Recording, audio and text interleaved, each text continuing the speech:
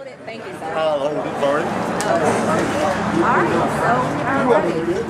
right, Paul, you've been with the Slocomb Fire Department for going on over 20 years now. Tell us a little bit about your experience with the fire department. When I started on, I was about, what gracious, in the 20s.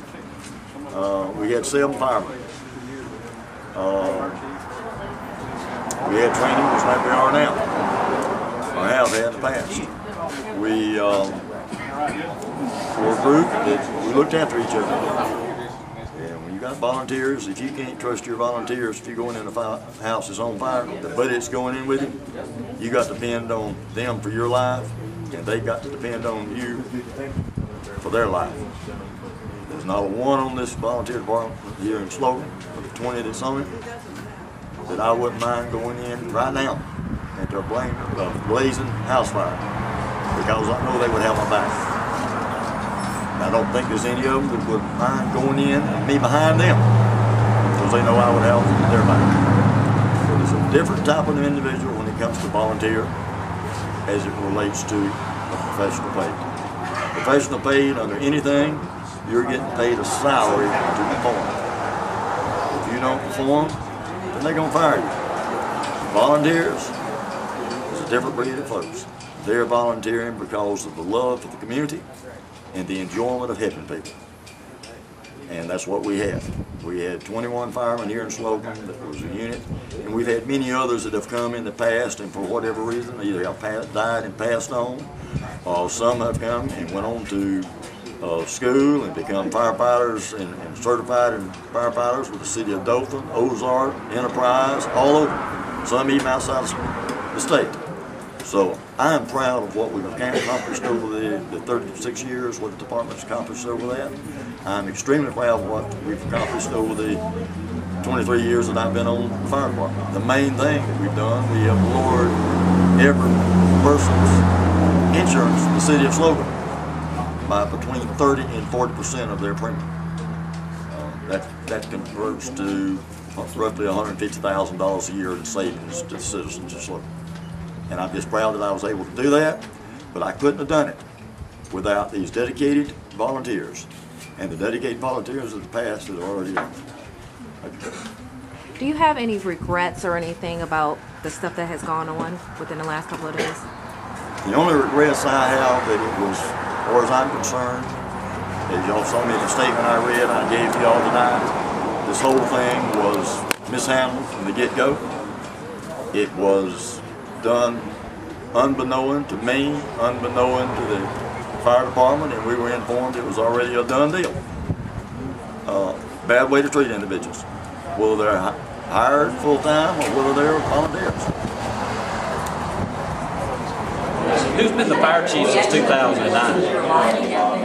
Mr. Ball, I believe, and I think the council would say that Mr. Ball has been the acting fire chief. Acting? Why did y'all not appoint him and you appointed other department heads at the time y'all took office? As I said in the meeting and it's on the minutes, I don't know whether that was, I'm sorry, speak louder? I'm sorry. I don't know whether that was the result of inadvertence, an oversight. I don't know why that was overlooked. Were you the mayor in 2009? I was elected in 08, took over in, let me get this right, August of 08, took over in November, right after the presidential election. And at the time you took office, you made appointments of everybody, but you don't know why you didn't make an appointment for the fire chief. That was an inadvertence left out, and if that was, you know, on my part. So he has actually been the fire chief since then. And been receiving the reimbursement amount from the city, yes. So y'all did not need to replace him tonight? Correct. That's my belief. That's right.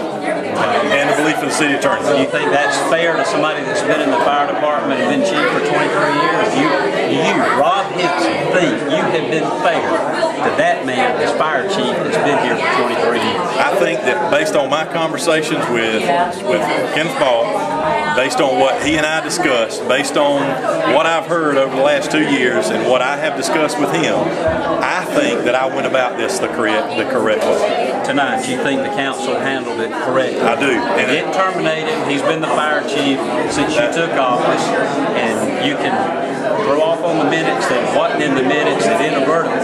You were the mayor, so you know why you did or did not Right. I think the council was professional in handling that tonight, and I think it was handled in the correct way. What I still want to know, and the question that still begs an answer, is why? Why we didn't have? I thought it was the letter from the League of Municipalities that was brought up, and we threw that in. I want to know why. I tried to do that in my response there, but let me clear that up.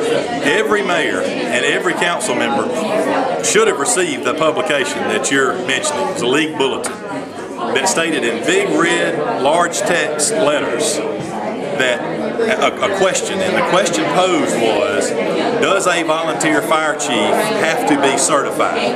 Right under that, it said, if that fireman or chief receives compensation for his service, then yes. And yes was in all caps and underlined. I showed that to Chief Ball at the time I got it, about a year ago, 8 months to a year ago. He and I discussed it. I discussed the fact that I didn't think he was compensated as a fire chief. I didn't consider that compensation. I put that league bulletin in my desk drawer where it remains tonight. The reason I made this recommendation is based on months of calculated thinking and my hope for this city to have a better trained, more organized, better managed fire department. Not based on any league publication. Thank you. So today you decided to turn in your equipment. Can you talk a little bit about that and why you decided to do that? Well, due to the circumstances of the people that we elected here in this town, just a sad day for the community. I'm very upset. I've been here since I was 15 years old, and this is just ridiculous. But people in this city need to wake up. Just really wake up and pray that nothing bad happens here in Slocomb.